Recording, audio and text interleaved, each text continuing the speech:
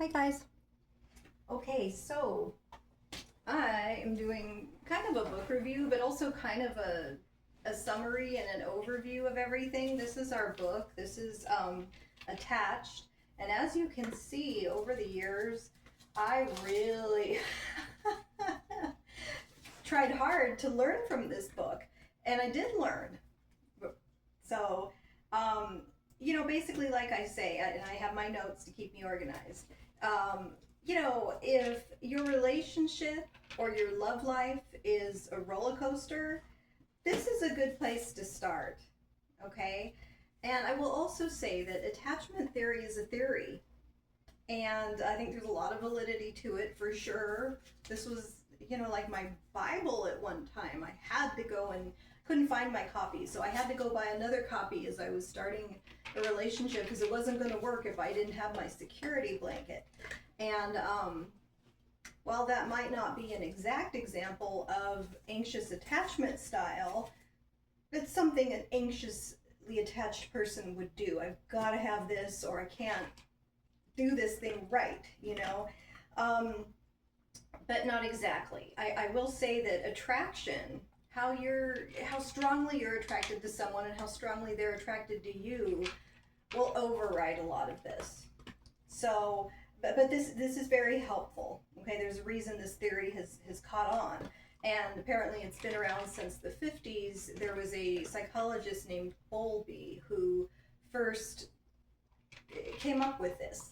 Okay, so this book by Amir Levine and Rachel Heller.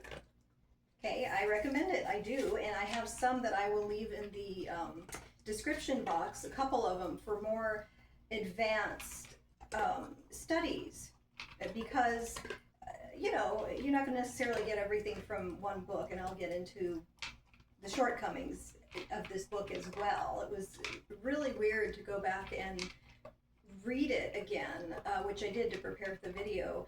I just kind of skimmed it. I didn't read the entire, it's almost 200 pages, I think, because it wasn't nearly as relatable as it once was. It still has all these great charts and ways, they put you through these ways of thinking, like, let's figure this out. What about this? What about that? And hey, here's some examples of how this person would act, that person. So you can kind of label and try to figure out what's this person's style? Where are they coming from? Okay, so there are different styles, and what they say is, there's a whole chapter on it. Figure out what your style is, and then another chapter, figure out what their style is, which obviously is going to be important in using the theory and applying it to your relationship so that things can work better and not be such a roller coaster. So they do start out by saying if you're in any sort of insecure attachment type, which would be anxious preoccupied, which would be dismissive avoidant, they failed to really get into fearful avoidant. So I'm going to add that here in case you are dealing with a fearful avoidant. And then, of course, the fearful avoidance, they do, if you get two of them together in relationship, and that was me and a couple of partners I had. I've been with every attachment style. So I know, one partner will start to lean anxious and one will start to lean avoidant when you have two fearful avoidants together. So their advice, though, is it's just easier to choose a securely attached person rather than an insecurely attached person, like the three examples I gave you. However, it's easier to do that when you're young because, we weren't born having a partner. We get to pick and choose. Inadvertently, I chose a secure partner and I was married to him for 12 years. So that was awesome. And what happens, and what did happen for me as someone who for years thought I was anxious, but come to find out I'm fearful avoidant, though I'm secure now most of the time, because you tend to slip back to what your original programming is, and this is all programming from childhood. If you are involved with a secure person, that's the reason they're highly recommended. they will communicate effectively, and it rubs off on you, and you learn things and you become more secure just by being with them. So that was awesome. But at the same time, even if you're a young person, and even if you're an older person and you do find a securely attached individual, and as you get older, there's less and less of them out there. Why? They commit to someone, they stay committed. They know how to communicate and work through things. Okay? Um, so, life happens. There's a reason I'm not married to him now. And life happens. And then if you don't work on yourself, even though you're learning from them and it's rubbing off on you and you're becoming more secure, you're not prepared for this dismissive avoidant that you're meeting next or later on down the line, whatever the case may be. So you always got to work on yourself, even if you do get together with someone who's securely attached. Okay, so the different styles, let me get into those a little bit. So anxious preoccupied, that's often referred to now in modern times as anxious attachment. I feel it's important to kind of go back to that old phrasing of it, anxious preoccupied, because that really defines a lot of it. An anxious person is someone who's constantly got that dialogue in the back of their head, like, oh, normally they call me at noon, but now it's 12:05 and I haven't heard from them. I mean, I wonder what's going on. No matter what's going on in their life, and they can be distracted. They can have a really good day at work and they close the deal and they did what they need to do. But then after that settles down, hey, wait a minute, where's my person? That's weird. I would have heard from them by now. And the wheels start turning in their mind. So it's always constantly going. They're preoccupied with their partner, okay? And in some cases, who it is that they hope to have as a partner. This is anxious preoccupied. That's why we call it that. Now, there's a lot of different characteristics and tendencies of the anxiously attached person. I'm not going to get into all of that. I'm just kind of reviewing it and kind of giving you the overview. Okay. For me, learning, has always been easier for me just to read rather than hear it from someone, and then kind of write it out and study it and understand it, because it sinks in better, I think, when you write it out. And if you're close with anyone who raised you, your mother, your father, whoever, and I know most of us don't have that, and that's why we're insecurely attached. And they can talk to you about some of this. You can learn from that person. When I was very little, for example, my mother, she taught me before I got to school how to read, what the alphabet was, what the numbers were. So I was the smart kid. I was prepared, and it really sunk in. So many years later, if I had to learn something for work, I was in my 20s, I remember I had to memorize some stuff, and she would go over that with me, and I got it. It sunk in so much better. So if you have a person like that, especially if you're anxious, you got that person holding your hand and teaching you something, and it was that person, like on the subconscious, that just really helps. Weird example, but, follow me here. So, as best as you can, because I know I'm a little all over the place. I apologize. So, that's the thing. Anxious, preoccupied. They've got that dialogue in the back of their head, okay? Now, they do things like protest behaviors. I love that term. And attachment strategies is actually a bigger thing, where they start to go towards that person. Oh, well, they said they were going to call at 10, but they didn't. And now it's like 10:10.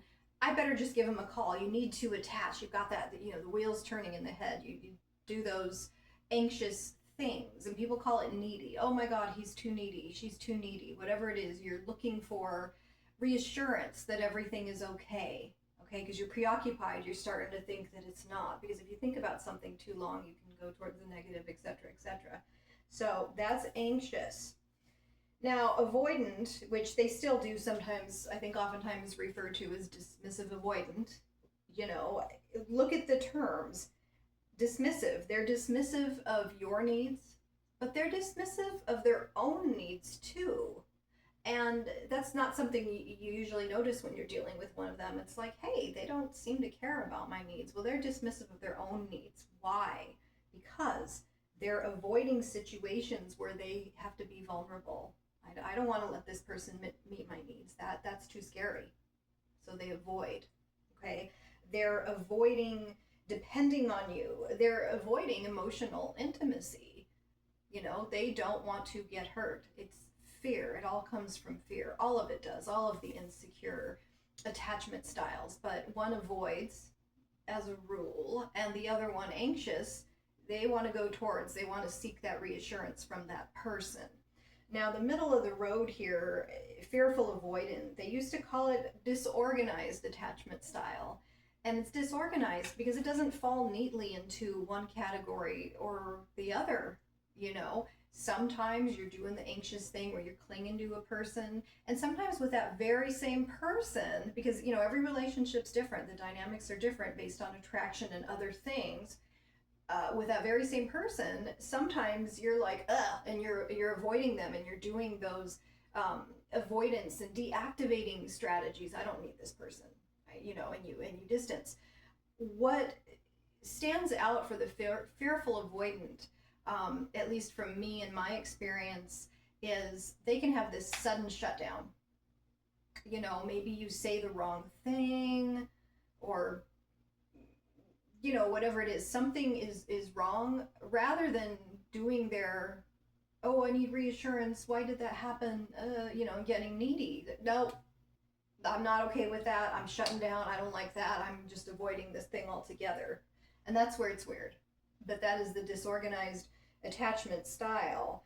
Now, you know, it's classic fearful avoidant behavior, okay?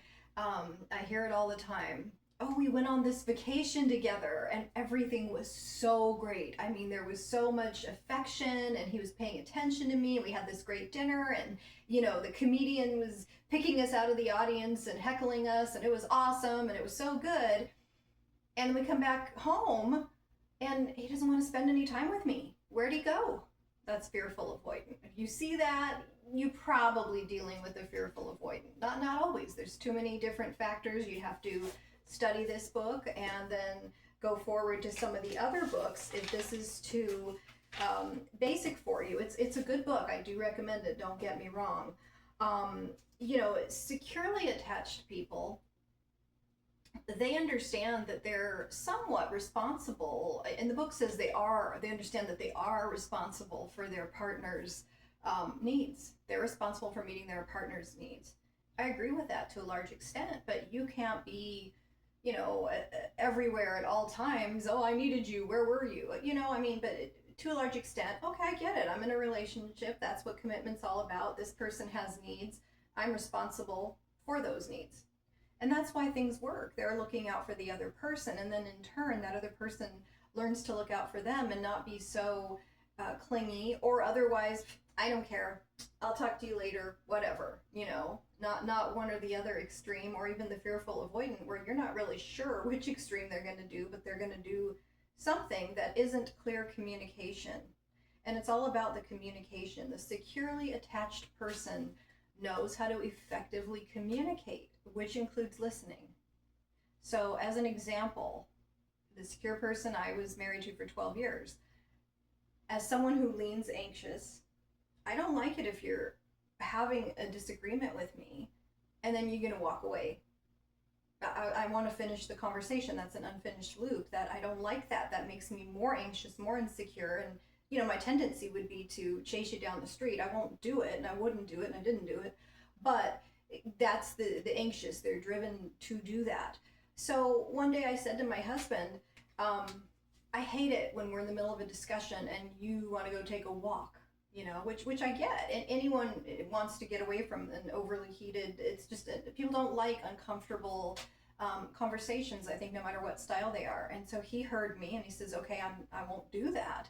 And even though it kind of bugged him, he sat there so that I didn't get more triggered and more needing of reassurance. And we finished our discussion, and that was that. And I was like, oh, look at this guy. And before I ever picked up this book, because I think this came out the year after I got divorced, before I ever picked up this book, I remember that. We had a happy divorce. It wasn't, you know, he's a really good man. It was like, I really liked that about him, that he did that for me. You know, so that's an example of someone who's secure. Let's not escalate the situation and make this person more upset because I'm going to leave in the middle of the discussion. Let's finish talking about this and everything will calm down. Okay, so like I said, you need to figure out your style. There's a chapter in here on doing that. And there's quizzes and things in the book and everywhere online. You can Google it. There's all kinds of quizzes. And you need to figure out your partner or your prospective partner style. Okay. Um, you know, I I think I've kind of gone over everything. How it leaves out the fearful, avoidant attachment style. Um, and I didn't know that there was such a thing for a long time, and so that was a piece of the puzzle that was missing. Okay, and it was just weird learning that I myself am fearful avoidant. So was fearful avoidant, you know. But again, you'll always revert back. You gotta, it's like you have to. I always thought of it like Hotel California. The song. You can check out any time you like, but you can never leave. I mean, you can fix it, you can become secure, everything's great, but it's there, and if something gets you just enough, that's going to be your tendency. You're going to want to fall back into those insecure attachment patterns, So let's see. Okay, so yeah, I dated all the styles I mentioned, and yes, about the immediate shutdown is the fearful avoidant. I do that as well, just like that vacation example, where they need space after this wonderful vacation together. That's one, like I said, I hear all the time, which is why I brought it up. And as you become more and more secure, you start to realize when you're in the situation how you're reacting. Like, okay, like this is I'm falling back into this bad insecure behavior, and you catch yourself and you stop and you communicate. And even if that's to end the relationship, you don't play a game and leave the person guessing, are we still together, or you just leaving them in the dark so they think like, oh, maybe I did something wrong, she hasn't returned my call for 2 days. You don't do that when you're securely attached. Okay. Let's see. So the fearful avoidant sometimes has that within us. We do have that high emotional reactivity. We're going to react, real sensitive, and it may seem like overreacting or too intense for whatever has gone on, and it can seem volatile at times. So I've experienced that, and it's like, whoa, it's like out of character for the person. I haven't myself acted that way, to my knowledge, but because like I said, I tend more towards the anxious, so it's just you're seeking reassurance, which is a turnoff. And see, that figures in as well to that attraction. Initially, you've got this great attraction going, and you can kind of do no wrong, right? But eventually, it gets old. It gets old that this person is dismissive of my feelings and my needs. It gets old that I'm always, hey, I thought you were supposed to call at noon. Why, where are you? What's going on when it's 12:05? It's too much, and that dims the attraction. And then you think, oh, well, he was so afraid of losing me at first. When you're dealing with another FA as an example, like he was almost crying. He thought I was going to leave, and now all of a sudden, the tables have turned. It's not that the tables have turned. It's just that the attraction has changed, and one person goes towards the dismissive side, and one person goes towards the anxious side when you have a fearful avoidant with a fearful avoidant. Okay, so it's just that internal conflict between approach and avoidance. You want to go make it up to them. You want to have that closeness, but you're afraid. I got to avoid that because that's not going to go well for me, and I'm going to have a bad result. And again, that's, reflecting upon maybe things that happen in childhood, some inconsistencies there within one parent themselves or between the parents. One was clingy and one was neglectful, is a common dynamic. Okay, so let's see. So, yeah, so sometimes you think they turn the table on you, but that's not really what's happening under the surface, okay? And so this is the important part, so I'm going to timestamp this part. How do you deal? So if you're out there as an older person and you meet someone and, you're leaning anxious, they're leaning avoidant, well, how does this work? We didn't find a secure person, we're attracted to this person, and we're all insecure in our attachment styles. What the book suggests to do, and I would agree, is you want to work on yourself, and how you do that is you kind of reflect back to a time where you did act in a secure manner, even if it's in another area of life. Now, if you can't come up with that example, then find role models. Like, even when you're watching movies, look at this guy, how secure he's acting. I love that. Okay, that's my role model. So when I'm over here getting into my patterns based on my attachment style, I'm going to go, no, no, what would this person do, this role model of mine? Okay. And if they're, no one, you live on an island, and you're isolated, because we are in society now in 2025. We work at home and it's just weird, So I'm at home all day with my pets, right? Look how you act with your pet. I'm serious now, okay? I have a cat and I love him. He was my first, and then I got a couple more animals, this sort of thing, right? I love my cat. My cat has digestive issues, right? So he's definitely allergic to a lot of foods. He's got food allergies, he's got digestive issues. So he's he's a high maintenance cat. If he gets into the other cat's food, and I want my other cat to have just normal, regular cat food, he's good, he's healthy, thank God, But if my cat with the allergies gets into the other cat's food, and stay with me, I know this is kind of boring, especially if you're not a cat person, eats that food, he's going to throw up. Okay, and I have jobs, I have things, I have relationships, I have a lot. So, I feed the animals, and then maybe I forget. I go over here, the phone rings, whatever it is that happens. And then, oh my gosh, Mr. Small's got the food he's not supposed to get. Crap, I know he's going to throw up. Okay, but I don't get into my anxiety and go, oh, he's doing that on purpose. Mr. Small, do you still love me? Are you doing that because you don't love me? And I know this sounds crazy, but seriously, and I think they give it as an example in the book too. Look how you relate to your pets. You forgive them really quick. You don't I'm just going to give him silent treatment because I don't really know how to communicate effectively. No, I go see Mr. Small. I clean up after him. I make sure that, he's got the proper food. I'm more careful next time, and we go to bed, and we do our thing. That's secure. As weird as that sounds, think about how you relate to your pet. You don't hold a grudge. Oh, Small, you're an asshole. Really? I mean, you don't do that. So just seriously, if nothing else, that's how you have to start to adapt and have a role model, even if you have no role model. Relate to the animals, okay? So, and the best thing is to be your own role model at work. When you're out and about and you're working and you really do have a job, okay? Corporate. You're in the corporate world. And someone steals your idea and doesn't give you any credit, right? I hate that. I'm sensitive. I don't like that crap. Rather than oh yeah, like Molly said it when we were in Texas, just, oh yes, they start speaking like it's their idea. Okay, at work. Do you go, you motherfucker? You don't do that. I mean, that's insane. You just, okay.